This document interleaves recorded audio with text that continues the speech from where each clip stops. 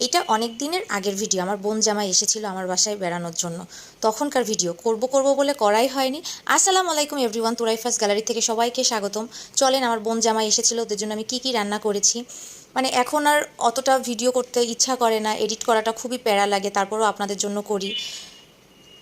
মাছ তেমন একটা কাটতে আমি পারি না, কিন্তু ইলিশ মাছ বা বড় মাছ হলে ইচ্ছা করে তখন একটু কাটি।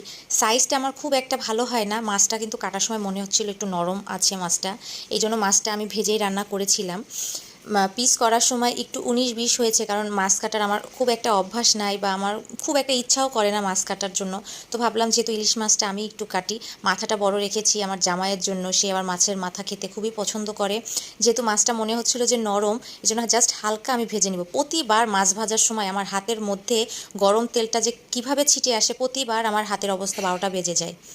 এবং মাছটা একটু হালকা ভেজে নিয়ে এটাকে আমি পেঁয়াজ দিয়ে ভালো করে এটা কষায় কষায় আমি ভুনা করব, কারণ প্রথমেই বলেছিলাম মাছটা একটু নরম হয়েছে। এবং সব মশলা অল্প অল্প করে দিয়ে ভালো করে কষায়, হালকা পানি দিয়ে মাছগুলো আমি দিয়ে দিব।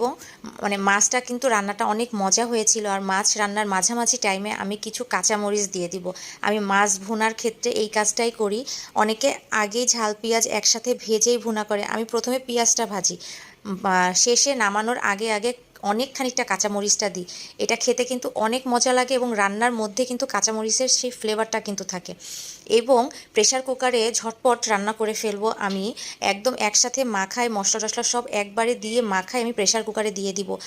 প্রতিবার কিন্তু মশলা কষায় রান্না করি, তো ভাবলাম যে এবার এটাকে একবারে কষায় আমি রান্না করব। এবং অবশ্যই তো গরুর মাংস রান্না করার সময় তো আমার চুই ঝাল দেওয়াই লাগে, তো ভাবলাম যে ছোটো ছোটো রসুন আছে, রসুনগুলো দিয়ে দিই। আমার জামাই আবার আস্ত রসুন গরুর মাংসের মধ্যে দিয়ে রান্না করলে খুব পছন্দ করে খায়।